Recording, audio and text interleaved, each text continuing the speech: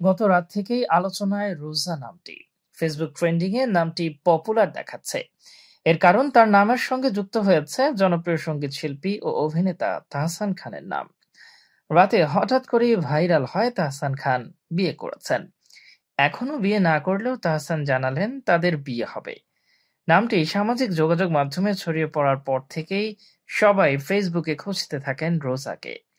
10টি ছবিতে দেখে নিতে পারেন তাহসানের জীবনসঙ্গী হতে যাওয়া রোজাকে।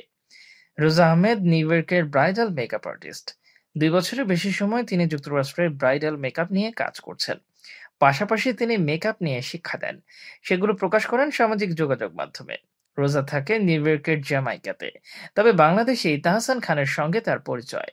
গত বছর তারা বিয়ের সিদ্ধান্ত নেন। ব্রাইডাল মেকআপ আর্টিস্ট হিসেবে তার সুনাম রয়েছে।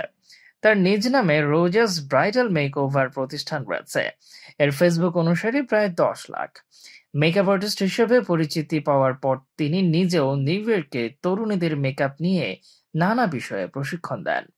রোজা আহমেদের ইনস্টাগ্রাম থেকে জানা যায়, রোজা করোনার পর থেকে যুক্তরাষ্ট্রে থাকেন।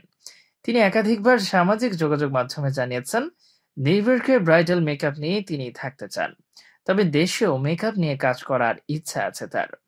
গত মাসে রোজা সামাজিক যোগাযোগ মাধ্যমে জানিয়েছেন বাংলাদেশে জানুয়ারিতে 2 দিনব্যাপী ব্রাইডাল মেকআপের উপর বেসিক মাস্টার ক্লাস নেবেন।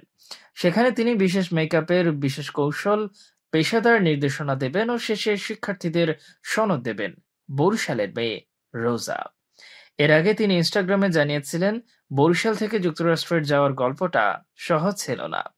2 বছর আগে তিনি তরুণ উদ্যোক্তা হিসেবে মর্যাদাপূর্ণ নারী উদ্যোক্তা পুরস্কার 2023 পান। ক্যারিয়ার নিয়ে রোজা মনে করেন, কোনো কিছুর প্রতি যদি প্যাশন থাকে এবং যে কেউ সৎ প্রচেষ্টা ও কঠোর পরিশ্রম করে, তবে সেটা বড় শহরে বেড়ে না ওঠা সত্ত্বেও অনেক বড় হয়ে যায়।